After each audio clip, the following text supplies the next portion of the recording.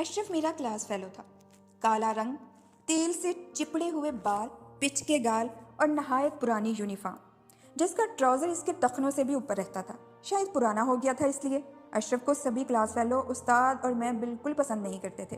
وجہ کچھ نہیں تھی سوائے یہ کہ اس کا باپ ہمارے محلے میں جھاڑو لگاتا تھا اور ہم اس کو کلو چوڑا کے نام سے بلاتے تھے۔ اشرف بے انتہا ذہین تھا، مگر استاذہ اور ہم سب کی کوشش ہوتی تھی کہ اس کو پیچھے سے پیچھے رکھے۔ ہم باقاعدہ اس سے گھن کھاتے تھے اور یہاں تک کہ ایک دو بار اگر اس نے ہمارے گلاس میں پانی پی لیا تو ہم سبھی نے نہ صرف اس کو مارا پیٹا بلکہ ذلیل بھی کیا اور پھر کلاس ٹیچر سے بھی اس کی شکایت کر دی۔ السلام علیکم ناظرین، میں ہوں آپ کی میزبان RJ فرید اور آپ دیکھ رہے ہیں ہمارا یوٹیوب چینل آواز خلق اردو۔ اس سے پہلے کہ میں اس منفرد اور دلچسپ کہانی کو آگے بڑھاؤں، آپ جلدی سے ویڈیو کو لائک اور چینل کو سبسکرائب کر لیں تاکہ ہماری آنے والی ہر نئی ویڈیو سب سے پہلے آپ کو ملے۔ وقت کا پہیہ گھومتا رہا، ہم 8ویں کلاس میں پہنچ کے اشرف اب کافی سمجھدار ہو گیا تھا۔ وہ ہمیشہ خاموش رہتا، ہماری ہر بدتمیزی کے جواب میں وہ کچھ نہ کہتا۔ ہاں، مگر اب ہم بھی تھوڑی تھوڑی سمجھداری کی باتیں سمجھنے لگ گئے تھے، اس لیے آہستہ آہستہ ہم نے بھی اس کے وجود کو برداشت کرنا شروع کر دیا تھا۔ ہاں، مگر اس میں کوئی شک نہیں تھا کہ ہم سب کے لیے وہ ایک ناپسندیدہ شخص تھا۔ اکثر جب ہم اسلامیات کی کتاب پڑھتے جس میں انسانیت کے بارے میں کوئی سبق آموز بات ہوتی یا پھر کسی سبق میں اسوہ حسنہ کا کوئی واقعہ ہوتا جس میں غیر مسلم کے ساتھ اچھے برتاؤ کا ذکر آتا، تب ہم کنکھیوں سے اس کی طرف دیکھ لیتے تھے۔ اس میں زیادہ قصوروار شاید ہماری تربیت تھی، جس میں کبھی ہم کو کسی نے اس حوالے سے کوئی روک ٹوک نہیں لگائی تھی، تبھی ہم لوگ انسانیت کے بارے میں کچھ محسوس نہیں کر پاتے تھے۔ جب ہم 9ویں کلاس میں پہنچے تو ہمارے اردو کے ٹیچر ایک نوجوان شخص آگے جن کا نام تھا سر اخلاق حسین۔ کمال کے انسان تھے، ایک مسحور کن شخص جو ہمیں نصاب کے ساتھ ساتھ اکثر تربیتی طور پر بھی کافی کچھ سکھا رہے تھے۔ جیسے کہ اشرف ایک ذہین اسٹوڈنٹ تھا، مگر ہم سب اور استاذہ کے رویے سے اس نے کسی بھی لیکچر یا پیریڈ کے دوران کسی سوال کا جواب دینا چھوڑ دیا تھا، مگر اپنی پڑھائی پر پوری توجہ رکھتا تھا۔ سر اخلاق اکثر اس کو موٹیویٹ کرنے کی غرض سے اس سے مخاطب ہونے کی کوشش کرتے، مگر اس کی خاموش نظروں سے کوئی جوت نہ جلتی۔ ایسے ہی سر اخلاق نے اسوہ حسنہ پر مضمون لکھ کر لانے کو کہا اور کہا جس کا مضمون سب سے اچھا ہوگا اس کو نہ صرف کلاس کو فیئر کروایا جائے گا بلکہ اس کو انعام بھی دیا جائے گا۔ ہم لوگوں کے پاس 3 دن کا وقت تھا، جبکہ سر ہمیں روز یاد دہانی کروا رہے تھے۔ ہم سب بڑی لگن کے ساتھ مضمون کے لیے پوائنٹ ڈھونڈ ڈھونڈ کر محفوظ کر رہے تھے کہ اس کو آخر میں ایک حتمی شکل دے۔ ایسے میں جب بھی سر اشرف سے پوچھتے گئے کہ تم بھی تیاری کر رہے ہو نا، تو وہ خاموش رہتا بنا کوئی جواب دیے۔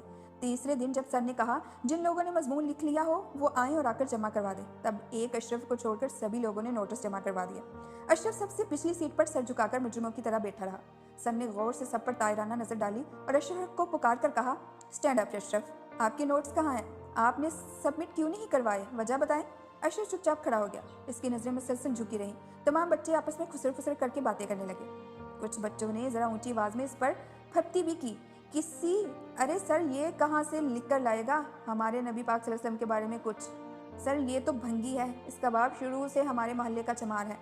میں جس نے مضمون لکھ کر لانے میں اپنی ایڑی چوٹی کا زور لگا دیا تھا، میں نے بڑی اونچی آواز میں کھڑے ہو کر اپنی تئیں عقل مندی کی بات کی۔ جیسے ہی میری بات ختم ہوئی، سر اخلاق نے شرر بر نظروں سے مجھ کو گھورا اور کہا، یہ چمار چوڑا بھنگی یہ الفاظ آپ نے کہاں سے سیکھے امجد شاہ؟ آپ تو سادات ہیں نا، آپ کو تو اپنے نسب کے مطابق الفاظ استعمال کرنے چاہیے جن سے آپ کو نسبت ہے۔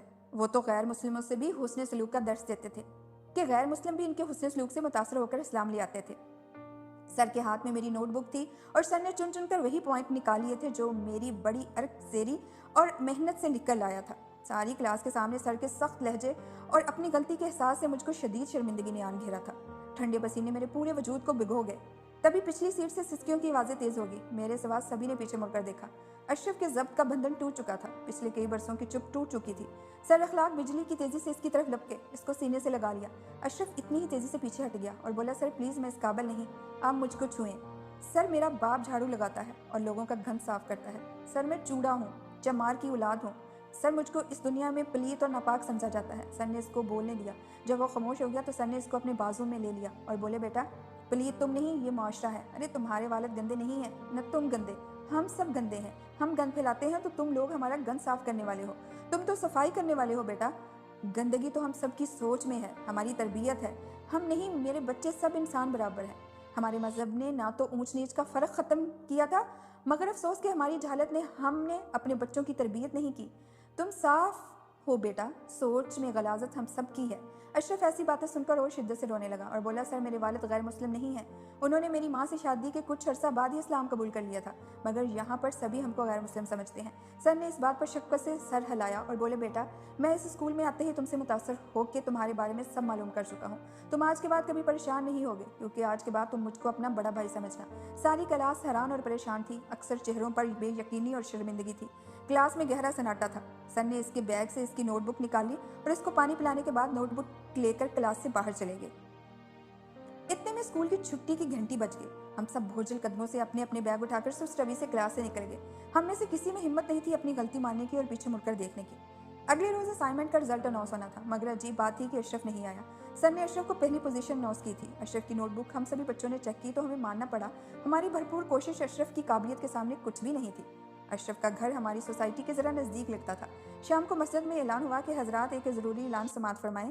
कल्लू खाकरोब, जिसका नाम मोहम्मद बख्श था, कल रात इंतकाल कर गया।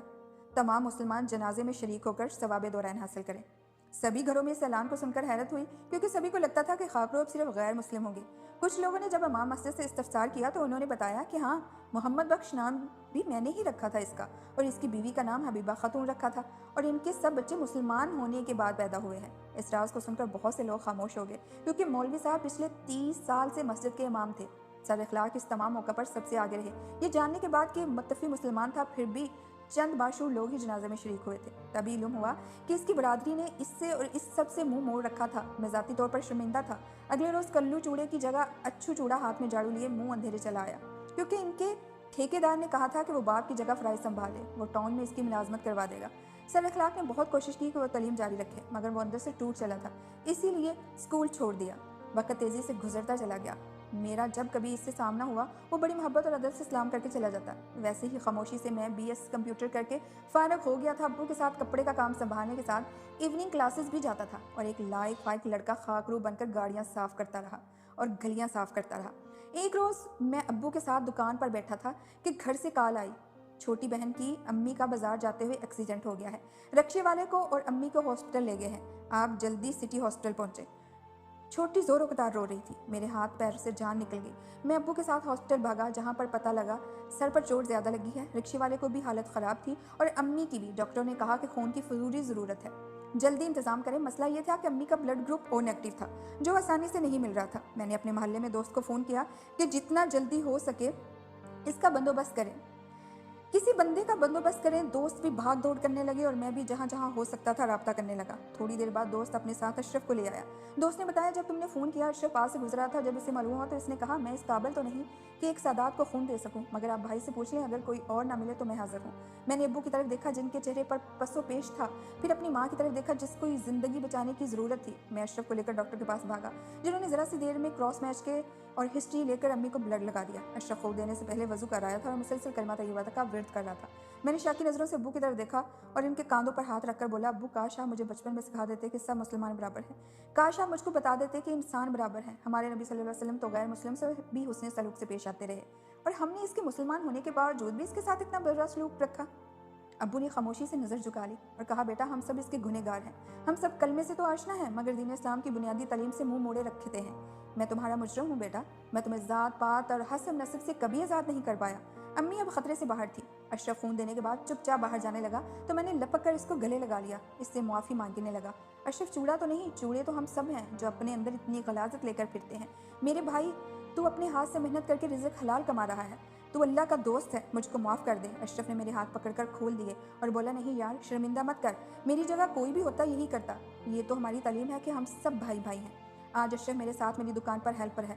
भाइयों की कमी महसूस नहीं होती। मुझको ये मानने में कोई शर्मिंदगी नहीं कि इसकी तरबियत मुझसे बेहतर अंदाज में हुई है। हम सबके अंदर अगर अपनी सोच की गलाजत ना हो तो हमें किसी के पेशे से फ़र्क ना पड़े। जिनको दूसरों से बदबू आती है, दरअसल गलाजत इनके अपने अंदर होती है। अल्लाह पाक हम सबको आसानी बांटने का शर्फ अता करे। जी तो नाज़रीन, आज की ये मुनफरिद कहानी आपको कैसी लगी? कमेंट बॉक्स में अपनी कीमती राय का इजहार ज़रूर करें, और अगर अभी तक आपने वीडियो लाइक नहीं की तो जल्दी से वीडियो को लाइक और चैनल को सब्सक्राइब कर लें, ताकि हमारी आने वाली हर न्यू वीडियो सबसे पहले आपको मिले। तो मिलते ही अगले वीडियो में, तब तक के लिए अपनी मेज़बान RJ फरी को दीजिए इजाज़त। अपना रखिएगा ख्याल। अल्लाह हाफिज़।